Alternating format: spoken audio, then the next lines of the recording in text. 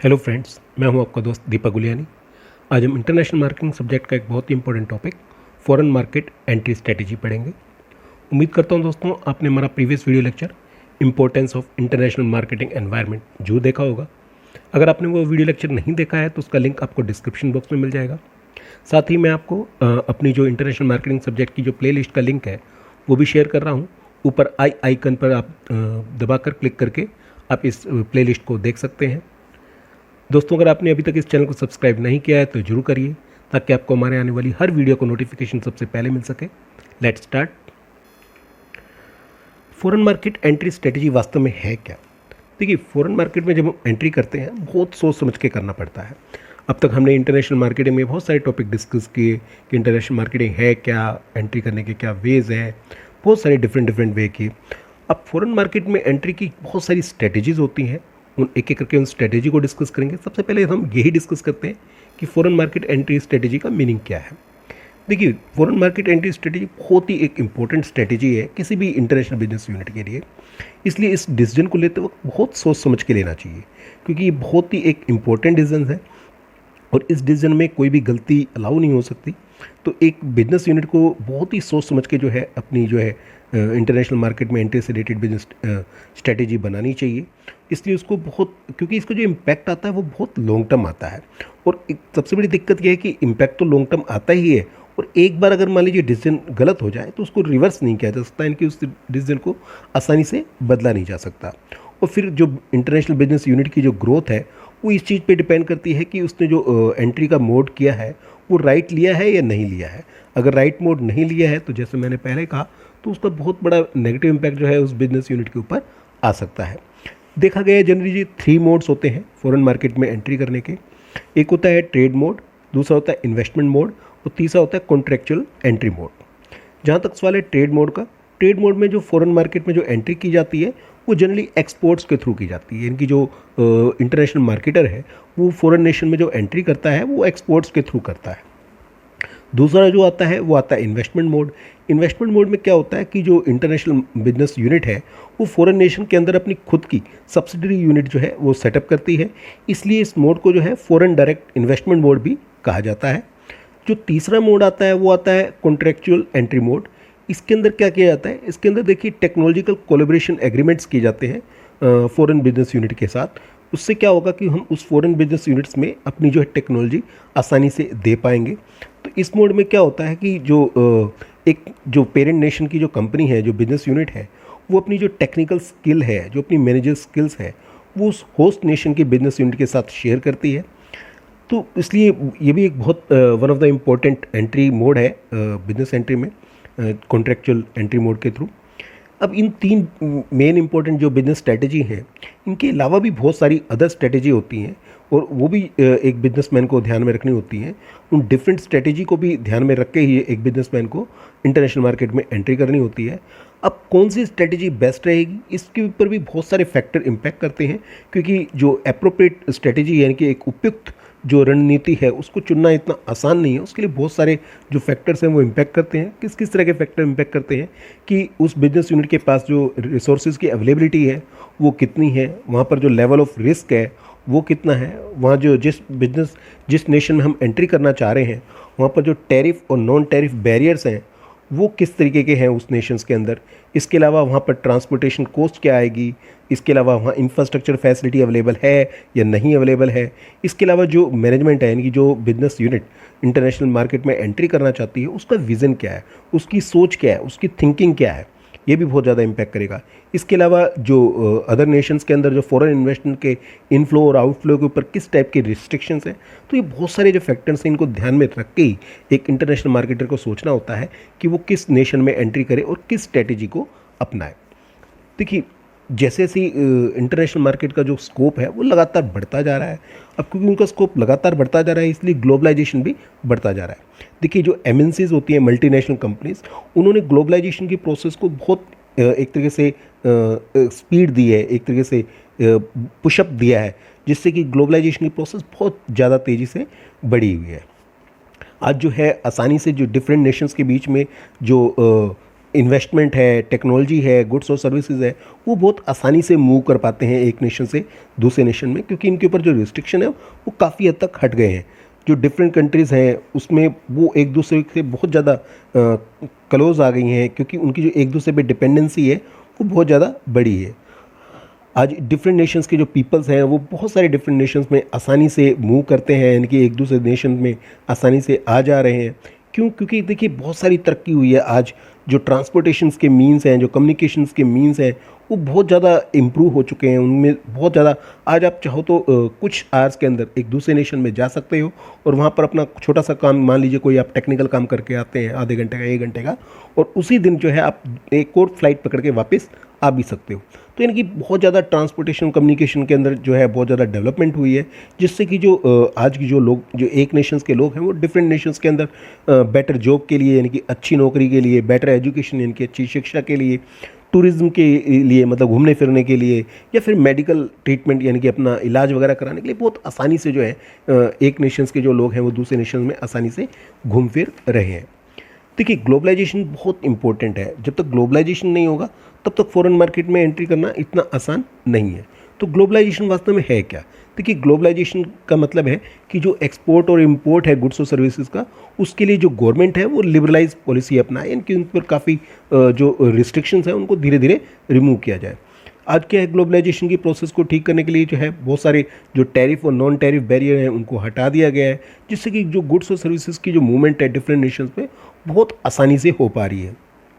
आज देखा जाए तो ग्लोबलाइजेशन ने पूरे वर्ल्ड को एक सिंपल से विलेज की तरह बना दिया है, यानी कि एक दूसरे से जो कनेक्टिविटी है, विलेज का मतलब है जो एक दूसरे से जो कनेक्टिविटी है बहुत ईजिली हो गई है। लोग एक दूसरे को पहचानने लगे हैं, एक दूसरे के कल्चर को अपनाने लगे हैं। अब ग्लोबलाइजेशन जो है उसको करता क्या है? देखिए ग्लोबलाइजेशन करता है जो भी कैपिटल का जो इन्फ्लो है डिफरेंट नेशंस के बीच में, उनके ऊपर जो रिस्ट्रिक्शंस हैं उसको रिमूव करता है। इसके अलावा आज बहुत सारी जो गवर्नमेंट है वो फॉरेन डायरेक्ट इन्वेस्टमेंट को बढ़ावा देने के लिए बहुत सारे कंसेशन, बहुत सारी छूटें, बहुत सारी फैसिलिटीज़ प्रोवाइड करने लगी हैं। देखिए ग्लोबलाइजेशन की जो प्रोसेस है वो एक तरीके से एक नेशन जो अपनी डोमेस्टिक इकोनॉमी को वर्ल्ड इकोनॉमी के साथ एक तरीके से इंटीग्रेट कर रहा है, यानी कि कनेक्ट कर रहा है। आज कोई भी नेशन जो है वो ग्लोबलाइजेशन से अछूता नहीं है, क्योंकि किसी भी नेशन के पास इतने रिसोर्सेज नहीं है कि वो अपने जो कस्टमर्स के हैं, जो उनके जो लोग हैं, उनकी सारी डिमांड्स को पूरा कर सके। तो कहीं ना कहीं जो नेशंस हैं वो दूसरे नेशंस पे डिपेंड है। कोई एग्रीकल्चर प्रोडक्ट्स के लिए डिपेंड है, कोई टेक्नोलॉजिकल प्रोडक्ट्स के लिए डिपेंड है, कोई अदर प्रोडक्ट्स के लिए डिपेंड है। तो हर नेशन क्या कर रहा है कि जिस चीज़ में वो एक्सपर्ट है, जिस चीज़ को वो आसानी से प्रोड्यूस कर सकता है, उस पर वो ज़्यादा रिसोर्सेज लगा रहा है, और जिन चीज़ों में वो एक तरीके से उनमें एक तरीके से इनएफिशिएंसी है या वो उस चीज़ में उतना कंपेरेटिव एडवांटेज उनके पास नहीं है, तो वो उन चीज़ों को क्या है अदर नेशन से आसानी से इम्पोर्ट कर रहा है। देखिए फॉरेन मार्केट में एंट्री के लिए बहुत ज़रूरी है कि ग्लोबलाइजेशन को प्रमोट किया जाए। अब वास्तव में ग्लोबलाइजेशन है क्या? किस चीज़ को हम ग्लोबलाइजेशन कहेंगे? देखिए ग्लोबलाइजेशन तभी माना जाएगा जब एक जो इकोनॉमी है, यानी जो डोमेस्टिक इकोनॉमी है, वो अपने आप को वर्ल्ड इकोनॉमी के साथ कनेक्ट करे, तो उसको हम कहेंगे कि ग्लोबलाइजेशन है। जो डिफरेंट नेशंस हैं उनके बीच में जो कैपिटल है, लेबर है, टेक्नोलॉजी है, उसका जो फ्लो है वो फ्री हो, यानी कि उसके ऊपर कोई रिस्ट्रिक्शंस ना हो। इसके अलावा जो डिफरेंट नेशंस हैं वो गुड्स के जो एक्सपोर्ट और इंपोर्ट से रिलेटेड जो भी पॉलिसीज़ बनाए वो काफ़ी लिबरलाइज हो, यानी कि बहुत आसान तरीके की जो पॉलिसीज़ अपनाई जाए, फ्रीडम उनमें ज़्यादा छूट दी जाए, जिससे कि जो इन गुड्स और सर्विसेज का जो मूवमेंट है डिफरेंट नेशंस के बीच में वो बिल्कुल फ्री हो, उसके ऊपर किसी तरीके का कोई रिस्ट्रिक्शंस ना हो। जो टैरिफ बैरियर्स हैं या कोटा बैरियर है उनको धीरे धीरे रिमूव किया जाए, ये भी ग्लोबलाइजेशन का एक पार्ट है, ग्लोबलाइजेशन के एक प्रोसेस का पार्ट है। इसके अलावा जो मल्टीनेशनल कंपनी है उनको बढ़ावा दिया जाए, इनकी उनको मौका दिया जाए कि वो इन डिफरेंट नेशंस में एंट्री कर सकें। तो आपको आई थिंक क्लियर हो गया कि वास्तव में ग्लोबलाइजेशन है क्या।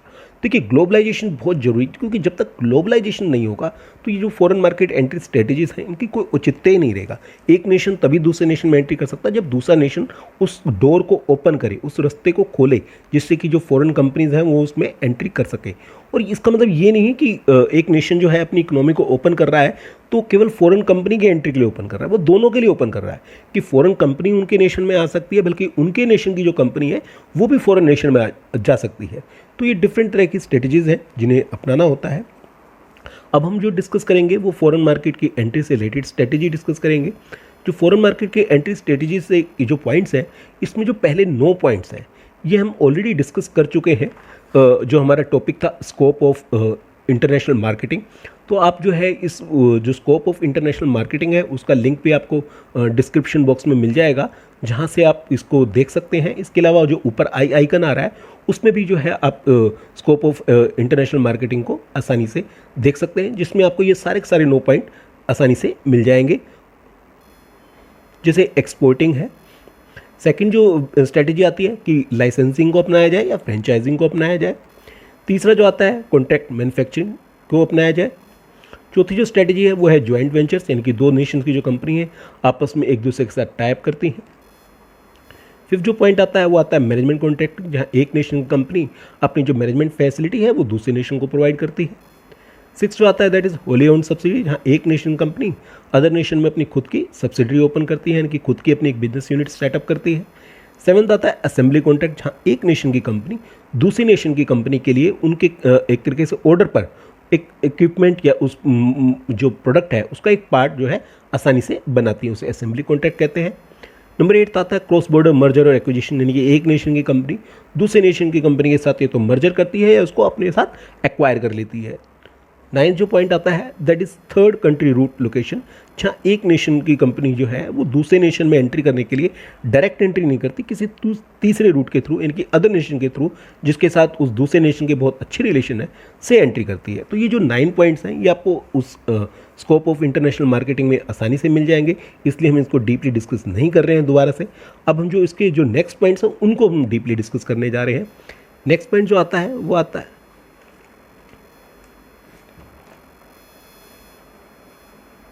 नेक्स्ट पॉइंट आता है दैट इज स्ट्रेटेजिक अलायंस। तो ये स्ट्रेटेजिक अलायंस क्या है? स्ट्रेटेजिक अलायंस जो होता है वो ये होता है कि जहाँ जो 2 कंपनी है, 2 बिजनेस यूनिट है, वो एक पर्टिकुलर अचीवमेंट के लिए, एक पर्टिकुलर गोल के लिए आपस में एक स्ट्रेटेजिक अलायंस कर लेती हैं। अब किस तरीके का उनका जो कॉमन गोल है, कॉमन गोल कई चीज़ों का हो सकता है, यानी कि हो सकता है कि वो अपनी जो रिसर्च एंड डेवलपमेंट के लिए एक कॉमन यूनिट बना ले, जहाँ पर न्यू टेक्नोलॉजी को एक तरीके से फॉर्मुलेट किया जाए, न्यू टेक्नोलॉजी को डेवलप किया जाए। या फिर हो सकता है कि वो अपने जो एम्प्लॉयज़ हैं दोनों बिजनेस यूनिट के, डिफरेंट नेशंस की, वो अपने एम्प्लॉयज़ को ट्रेन करने के लिए एक कॉमन बिजनेस, एक कॉमन यूनिट सेटअप कर ले, जहाँ पर दोनों ही जो नेशन की जो कंपनीज़ हैं उनके एम्प्लॉयज़ को ट्रेन किया जाएगा। इसके अलावा हो सकता है कि वो एक कॉमन बिजनेस यूनिट सेटअप करें, एक कॉमन यूनिट सेटअप करें, जिससे कि जो वो अपने कस्टमर है उनको जो आफ्टर सेल सर्विसेज के लिए जो उनको जो चाहिए, कस्टमर सर्विसेज चाहिए, सेल सर्विसेज चाहिए, उसके लिए वो जो है कस्टमर सर्विस सेंटर कॉमन बना ले, यानी कि उसके लिए उनको इन्वेस्टमेंट अलग अलग नहीं करनी पड़ेगी। वो जो कस्टमर सर्विस सेंटर है वो दोनों बिजनेस यूनिट के जो कस्टमर को आफ्टर सेल सर्विसेज प्रोवाइड करेगा।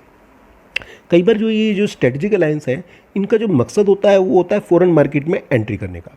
ऐसे केस में क्या होता है कि एक नेशन की जो बिजनेस यूनिट है वो दूसरे नेशन के बिजनेस यूनिट के साथ एक स्ट्रेटेजिक अलायंस करती है, जिसका मकसद होता है कि जो जिन मार्केट में वो पहले एंट्री नहीं कर पा रही थी उन मार्केट में, उन अदर नेशंस में वो आसानी से एंट्री कर पाए। देखिए स्ट्रेटेजिक अलायंस का फ़ायदा क्या है? स्ट्रेटेजिक अलायंस के देखिए बहुत सारे फ़ायदे। सबसे बड़ा फ़ायदा तो यह है कि इस मोड में जो है कि दोनों बिजनेस यूनिट की जो अपनी जो इंडिविजुअल आइडेंटिटी है, यानी कि जो अलग अलग नेशन की जो कंपनी है उनकी जो अपनी आइडेंटिटी है, उनकी जो अपनी पहचान है, उस पर कोई फ़र्क नहीं आता। और ना ही, क्योंकि जो वो अपनी अलग अलग पहचान के साथ एक अलग से एक यूनिट सेटअप करते हैं, तो ना ही उन दोनों की जो वर्किंग है उसमें कोई ज़्यादा इंटरफेयर आता है, थोड़ा बहुत आता है, वो ज़्यादा इंटरफेयर नहीं आता। इसके अलावा ना ही किसी तरीके की वो बिजनेस यूनिट जो है एक दूसरे को ओनरशिप ट्रांसफ़र करती हैं, तो ये बहुत बेनिफिट देता है दोनों ही बिजनेस यूनिट को, दोनों ही नेशन की बिजनेस यूनिट को। इसके अलावा और क्या फ़ायदा आता है? देखिए दोनों बिजनेस यूनिट को अपनी कोई अलग से सब्सिडरी नहीं बनानी पड़ती, जिसके लिए उनको कोई किसी तरीके का कोई इन्वेस्टमेंट नहीं करना पड़ता। और फ़ायदा ये भी है कि मान लीजिए किसी वजह से उन्हें लगता है कि इसका उन्हें कोई खास बेनिफिट नहीं मिल रहा है स्ट्रेटेजिक अलायंस का, तो दोनों बिजनेस यूनिट कभी भी उस चीज़ से एग्जिट कर सकती हैं, क्योंकि ना तो उन्होंने इस चीज़ के लिए कोई ओनरशिप ट्रांसफ़र की है और ना ही उन्होंने कोई अपनी जो है सब्सिडरी इस्टेब्लिश की है, तो उनके लिए एग्जिट करना भी कंपेरेटिवली बहुत ईजी होता है। देखिए स्ट्रेटेजिक अलायंस बनाया क्यों जाता है? जैसे मैंने पहले कहा, स्ट्रेटेजिक अलायंस का मकसद है कि जो दोनों बिजनेस यूनिट है उनका जो कॉमन गोल है, उनकी जो कॉमन नीड है, उसको पूरा किया जा सके। तो स्ट्रेटेजिक अलायंस तभी सक्सेसफुल होगा जब जो दोनों बिजनेस यूनिट को उनकी जो कॉमन नीड है उसको आसानी से पूरा किया जा सके। जो नेक्स्ट इंपॉर्टेंट पॉइंट आता है दैट इज टर्न की प्रोजेक्ट्स। ये भी एक बहुत इंपॉर्टेंट स्ट्रेटजी है और ये जो क्वेश्चंस हैं ये शॉर्ट क्वेश्चंस में भी आ जाते हैं 2 नंबर में, तो इसलिए इन पॉइंट्स को बहुत डीपली आप अंडरस्टैंड करिए, जिससे कि आप शॉर्ट क्वेश्चन को भी आसानी से अटेम्प्ट कर पाएंगे। देखिए टर्न की प्रोजेक्ट्स क्या है? जैसे इसका वर्ड्स के आप एक तरीके से संधि विच्छेद करिए, इन दो वर्ड्स को अलग कीजिए। TURN, टर्न, टर्न मतलब पकड़ाना, चेंज करना, और की का मतलब है चाबी, यानी कि एक प्रोजेक्ट की चाबी जो है वो एक व्यक्ति से दूसरे व्यक्ति को हैंड ओवर करना, या एक नेशन के बिजनेस यूनिट से दूसरे नेशन की बिजनेस यूनिट को हैंड ओवर करना। देखिए टर्न की प्रोजेक्ट में क्या होता है, इसमें देखिए एक नेशन की जो बिजनेस यूनिट है वो दूसरे बिजनेस यूनिट के साथ एक एग्रीमेंट करती है कि वो उसके लिए एक पूरा का पूरा जो प्लांट है वो इस्टेब्लिश करेगी। यानी कि प्लांट वो नेशन, वो कंपनी नहीं चलाएगी जो बना रही है, बल्कि वो प्लांट इस्टेब्लिश करके, प्लांट बना के दूसरे नेशन की कंपनी को उसकी जो की है, यानी कि जो उसका प्रोजेक्ट है वो हैंड ओवर कर देगी। इसलिए इसको कहते हैं टर्न की प्रोजेक्ट। देखिए इसमें क्या होता है कि एक देश की जो बिजनेस यूनिट है वो इस चीज़ के जो जो एग्री कर रही है कि मैं आपके लिए, क्योंकि एक टेक्निकल प्रोजेक्ट है जिसे आप आसानी से नहीं कर सकते, उसको मैं आपके लिए बना के दे रही हूँ। तो जो बिजनेस यूनिट इस चीज़ को एग्री करती है कि वो आपके लिए प्लांट बनाएगी, यानी कि जो प्लांट को मैन्युफैक्चर करने के लिए तैयार है, उसे तो कहते हैं लाइसेंसर। और जिसके लिए बिजनेस यूनिट जो है वो प्लांट तैयार कर रही है, यानी कि जिसको ये जो प्रोजेक्ट है वो हैंड ओवर किया जाएगा आफ्टर कंप्लीशन, वो कहलाती है लाइसेंसिंग। देखिए ये कहाँ फ़ायदेमंद है, खासकर कई बार क्या होता है, कुछ ऐसे प्रोजेक्ट होता है जिनका जो इनिशियल स्टार्टिंग फेज़ है, इनकी जो प्लांट को लगाने का, उनका लेआउट तैयार करने का, वो काफ़ी कॉम्प्लेक्स होता है एज़ कम्पेयर टू जो रूटीन नेचर का, यानी कि जो उसका ऑपरेशन वर्क होता है वो काफ़ी आसान होता है। यानी कि प्लांट को लगाना, मशीनरी को इस्टेब्लिश करना, उसका जो सेटिंग करना, वो बहुत टिपिकल होता है। लेकिन उसके बाद एक बार इस्टेब्लिश हो जाए, फिर वो जो है आसानी से जो लेबर है वो काम कर सकती है, और उस बिजनेस या उस प्लांट को चलाना बहुत आसान रहता है, और बहुत ईजिली उसका वर्कआउट किया जा सकता है। तो ऐसे केस में क्या होता है कि ऐसे केस में जो लाइसेंसर है, यानी कि जिसने जो है इस चीज़ की गारंटी ली है कि वो एक प्रोजेक्ट बना के देगा लाइसेंसी के लिए, वो अपनी जो है टेक्निकल स्किल जो होती है, यानी कि उसकी जो तकनीकी दक्षता है, उसकी जो एक्सपर्टनाइज है, यानी कि उसकी जो विशेषज्ञता है, जो उसका एक्सपीरियंस है, यानी कि जो उसका अनुभव है, उसका यूज़ करते हुए वो जो उस प्लांट को कंस्ट्रक्ट करता है। उसके बाद क्या है, लाइसेंसर देखिए कोई भी नेशन की जो बिजनेस यूनिट है वो दूसरे नेशन की बिजनेस यूनिट के लिए फ्री ऑफ कॉस्ट के लिए काम नहीं करेगी, बल्कि उसके बदले में कुछ ना कुछ तो चार्ज करेगी।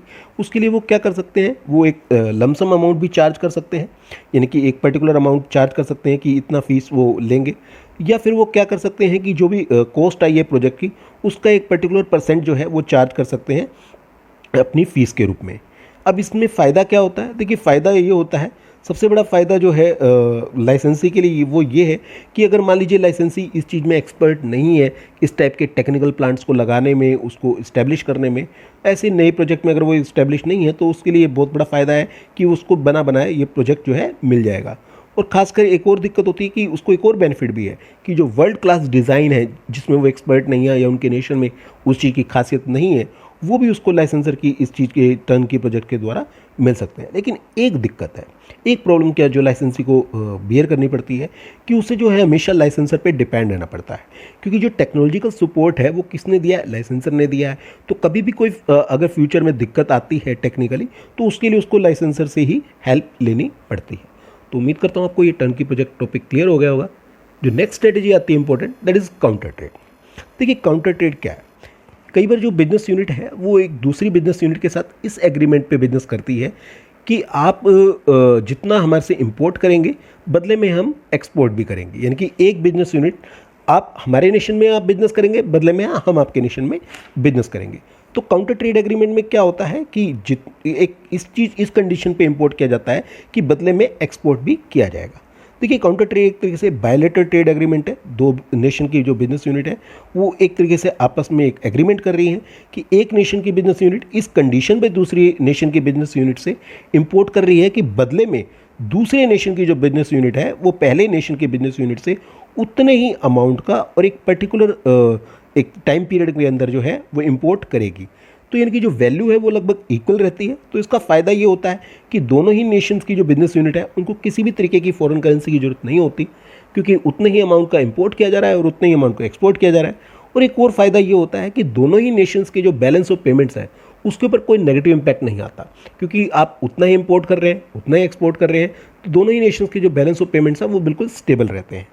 तो एक तरीके से ये जो है वो बार्टर सिस्टम का ही एक टाइप है। तो ये बहुत ही ईजी है। अब इसके ऊपर एक क्वेश्चन सा उठता है कि क्या आज के टाइम में जब मनी एक तरीके से इवेल्यूएट हो चुकी है, क्या इस तरीके के प्रोजेक्ट होते हैं? बिल्कुल हो सकते हैं। मैं ये नहीं कह रहा कि बिल्कुल इक्वलेंट अमाउंट के काउंटर ट्रेड हो, लेकिन जैसे ईयू है, यूरोपियन नेशंस हैं, वो आपस में एक तरीके की जो ट्रेड करते हैं, या और भी मल्टीलेटरल जो ट्रेड एग्रीमेंट हुए हैं, वहाँ पर आज ये ज़रूरत भी महसूस हो रही है कि जो डिफरेंट नेशंस हैं वो एक तरीके से काउंटर ट्रेड करें। क्योंकि कई बार क्या होता है कि जो एक नेशंस, जो उनके बीच में जो एग्रीमेंट होते हैं, ट्रेड एग्रीमेंट, एक नेशन को तो उसका बहुत बड़ा फ़ायदा हो रहा है, लेकिन जो दूसरा नेशन है उसको काफ़ी नुकसान होता है। अब जैसे इंडिया और यूएसए के बीच में कई बार क्या आता है कि बहुत बार यूएसए इस चीज़ के लिए इंडिया को ब्लेम करता है कि हमारे बीच का जो बैलेंस ऑफ ट्रेड है वो बिल्कुल इक्वलेंट नहीं है। यानी कि यूएसए तो इंडिया से बहुत ज़्यादा इंपोर्ट करता है, लेकिन बदले में इंडिया यूएसए से उतना इंपोर्ट नहीं करता। लेकिन इंडिया का चाइना से बिल्कुल उल्टा है। इंडिया चाइना से तो बहुत इंपोर्ट करता है, लेकिन चाइना को कोई खास एक्सपोर्ट नहीं करता। तो देखिए, अब होना तो ये चाहिए कि एक तरफ तो हमारा बैलेंस ऑफ पेमेंट बहुत अच्छा है, एक तरफ हमारा बैलेंस ऑफ पेमेंट बहुत ही नेगेटिव है। तो कहीं ना कहीं काउंटर ट्रेड आज के समय की रिक्वायरमेंट भी है, और आने वाले टाइम में ये बहुत आगे सक्सेसफुल भी होगी। तो उम्मीद करता हूँ दोस्तों आपको हमारी foreign market entry strategy clear हो गई होगी। अब हम चलते हैं नेक्स्ट टॉपिक के ऊपर। नेक्स्ट टॉपिक आता है opportunities, factors, causes, essential conditions for entry into the foreign markets. देखिए, ये क्वेश्चन किसी भी तरीके से आ सकता है। ये इस तरीके से आ सकता है कि फॉरेन मार्केट एंट्री की स्ट्रेटजी की क्या अपॉर्चुनिटीज़ हैं, या क्या फैक्टर को ध्यान में रख के जो है फॉरेन मार्केट में एंट्री करनी चाहिए, या फिर क्या एसेंशियल कंडीशंस हैं जिससे फॉरेन मार्केट के लिए ज़रूरी है, या क्या रीज़न जिसकी वजह से एक मल्टीनेशनल कंपनी जो है फॉरेन मार्केट में एंट्री करती है। तो किसी भी केस में आए, जो क्वेश्चन का आंसर है वो सेम ही रहेगा। एक एक करके हम पॉइंट को डिस्कस करते हैं। सबसे पहला आता है लिबरलाइजेशन। देखिए, लिबरलाइजेशन बहुत ज़रूरी है एक फॉरेन मार्केट में एंट्री करने के लिए। अब लिबरलाइजेशन का मतलब क्या है? देखिए, लिबरलाइजेशन का मतलब है कि जो गवर्नमेंट एक बिजनेस यूनिट पे बहुत सारे जो रिस्ट्रिक्शन लगाती है, अननेसेसरी रिस्ट्रिक्शन और जो कंट्रोल होते हैं, उसको धीरे धीरे कम किया जाए, उसी को हम लिबरलाइजेशन कहेंगे। या यूं कहें कि जो भी प्रोसीजरल है, कि जो भी कागजी कार्रवाई है, उनको सिंपली किया जाए, आसान किया जाए।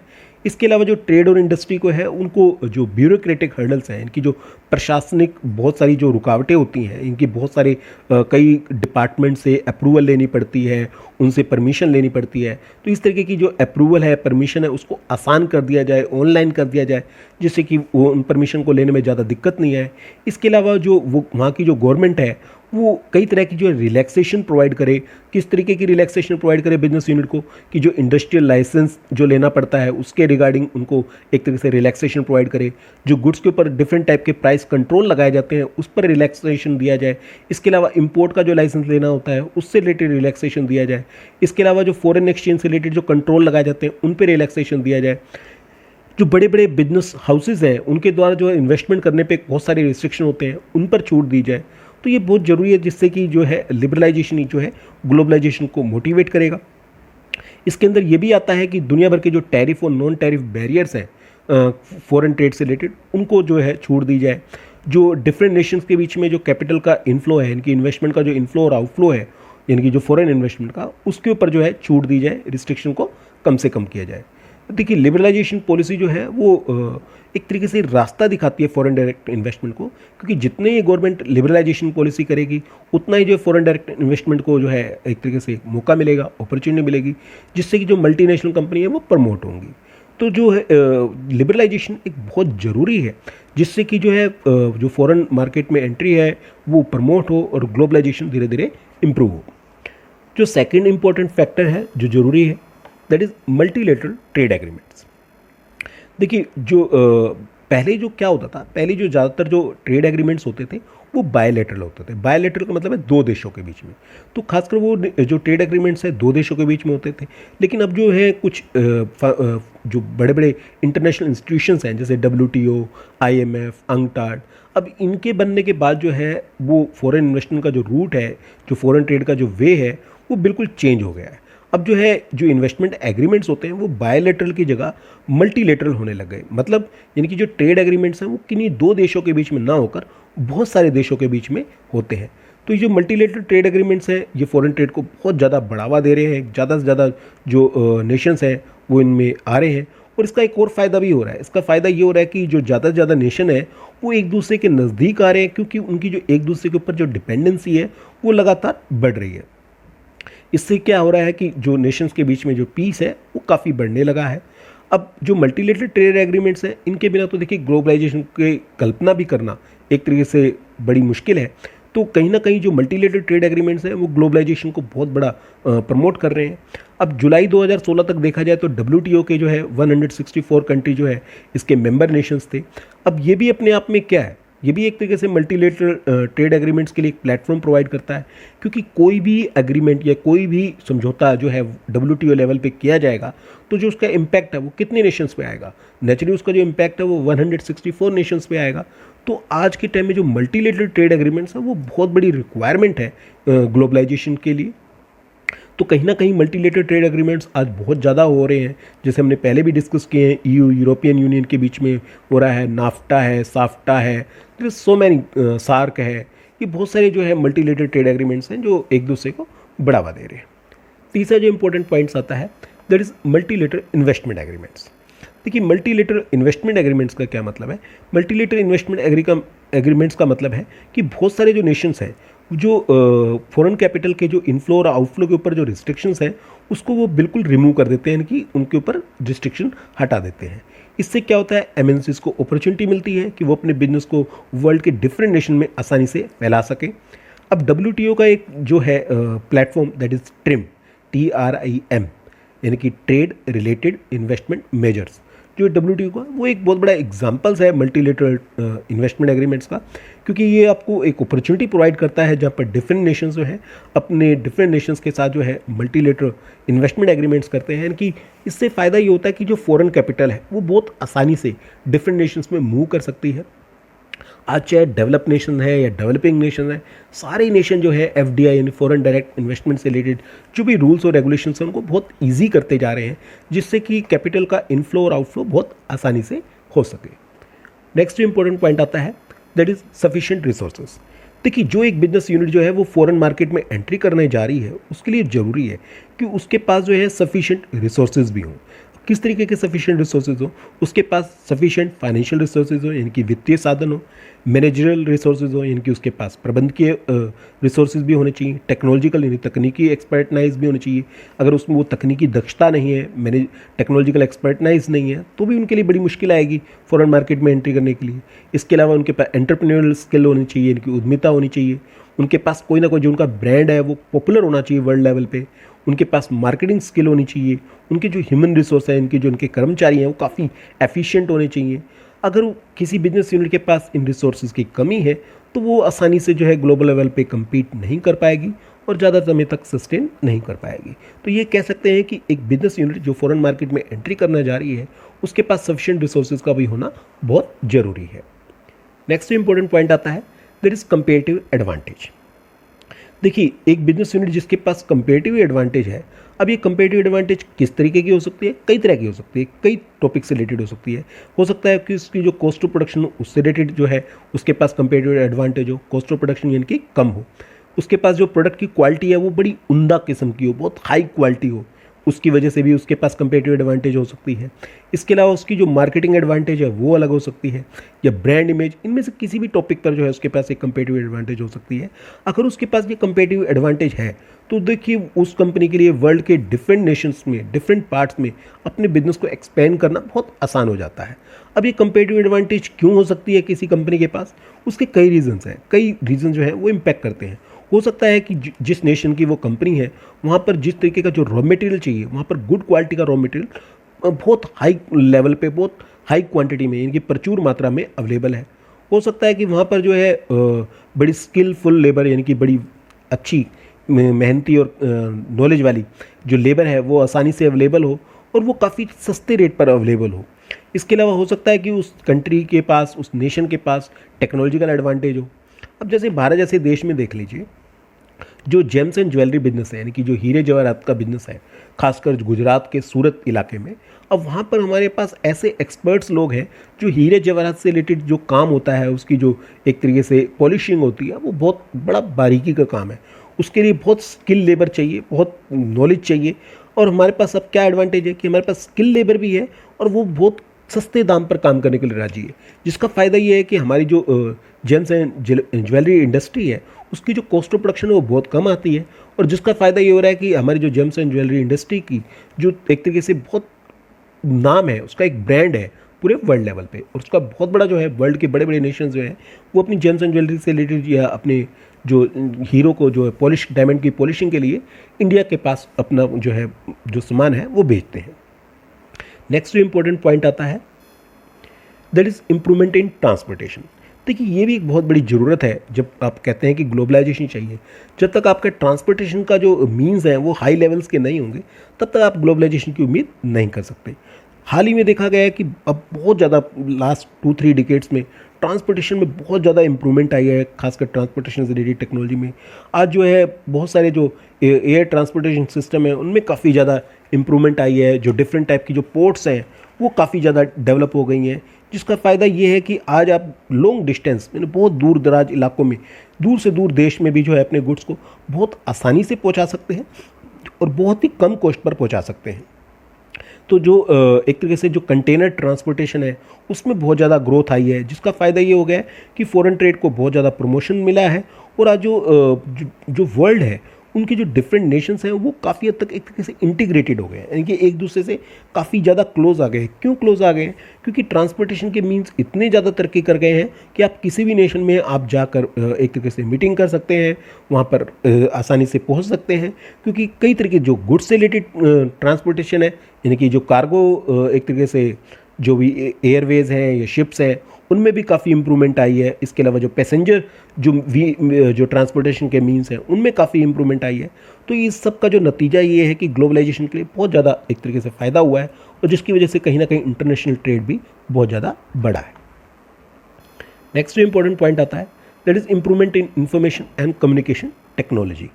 देखिए इंफॉर्मेशन कम्युनिकेशन में भी बहुत ज़्यादा इंप्रूवमेंट आई है, बहुत ट्रेमेंडस एक तरीके से इम्प्रूवमेंट आई है कि जो इन्फॉर्मेशन कम्युनिकेशंस है, और जिसकी वजह से जो है आज टेलीकम्युनिकेशंस या इंटरनेट है, कंप्यूटर्स है, वो बहुत ज़्यादा ग्रो कर गए हैं, जिसकी वजह से डिफरेंट नेशंस में इन्फॉर्मेशन को शेयर करना बड़ा आसान हो चुका है, बहुत ईजी हो गया। क्योंकि आज हर एक के पास मोबाइल फ़ोन अवेलेबल है। हम तो ये भी नहीं कहेंगे कि मोबाइल फ़ोन अवेलेबल है, बल्कि मोस्ट ऑफ द के पास स्मार्टफोन अवेलेबल है, फैक्स मशीन ईजिली अवेलेबल है। आज लगभग हर कोई जो है, ज़्यादातर लोग ईमेल का प्रयोग कर रहे हैं, इलेक्ट्रॉनिक मेल का प्रयोग कर रहे हैं, वॉइस मेल का प्रयोग कर रहे हैं, जिससे कि इन्फॉर्मेशन को देना बड़ा आसान हो गया है, कॉमन हो गया है।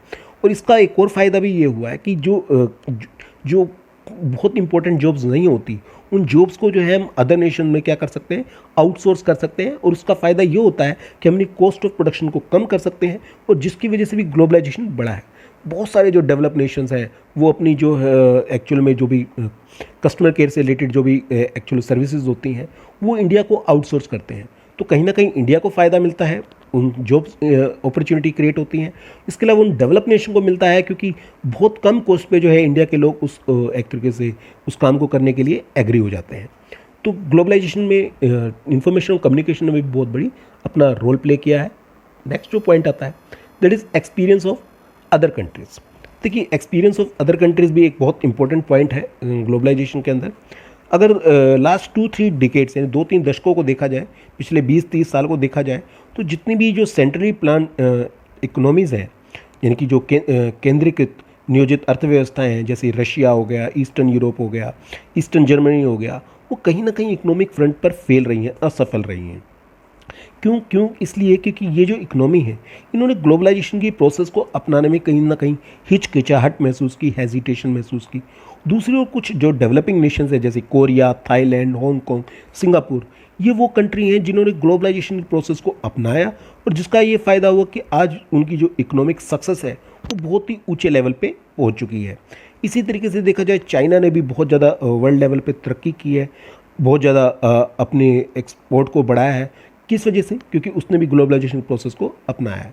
तो इन नेशंस की जो एक तरीके से ग्लोबलाइजेशन की जो सक्सेस की जो स्टोरीज़ हैं उसने भी इंडिया को बहुत ज़्यादा, इंडिया और अदर नेशंस को मोटिवेट किया है कि वो भी अपनी इकोनॉमी को जो है ग्लोबलाइजेशन की तरफ ले जाएं, और यानी कि अदर इकोनॉमी के जो वर्ल्ड के साथ है उसको कनेक्ट करें।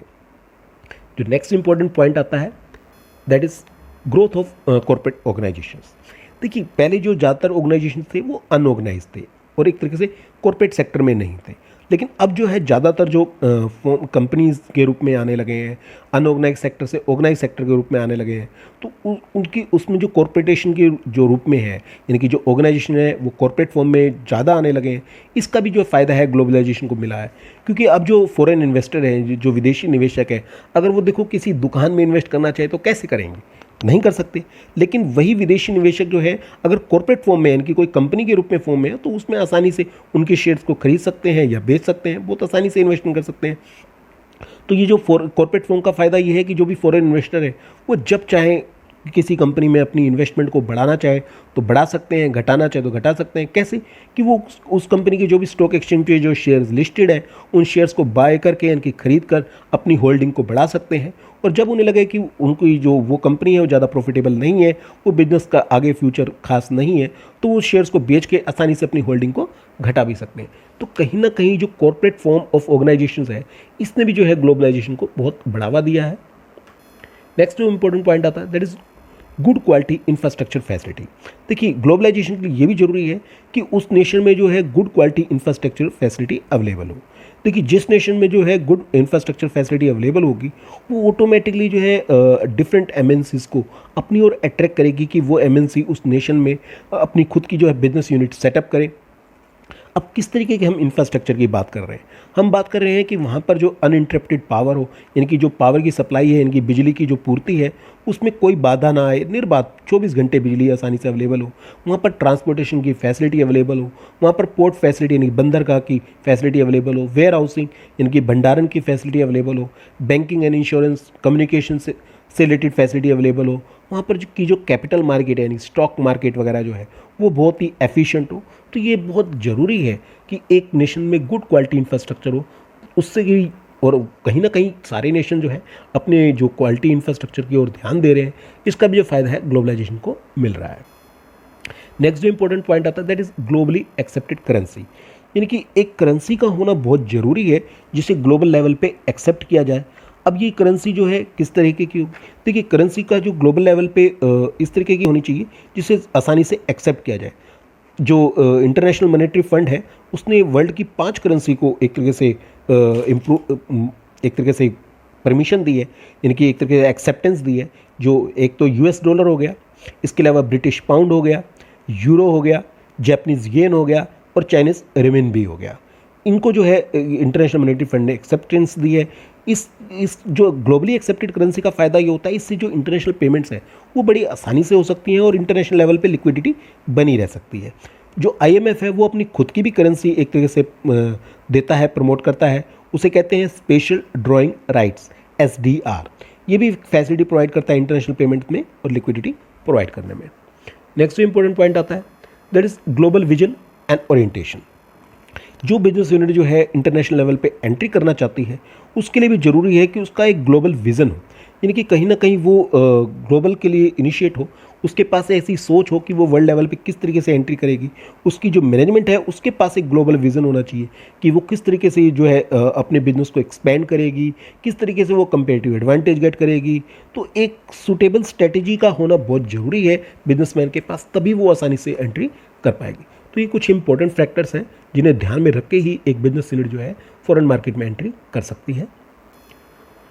दोस्तों अगर आपने इस चैनल को सब्सक्राइब नहीं किया है तो जरूर करिए। अगर आपको ये वीडियो पसंद आई है तो इसको जरूर लाइक करिए और आप इस वीडियो को अपने दोस्तों के साथ, अदर कॉलेज के दोस्तों के साथ भी शेयर कर सकते हैं।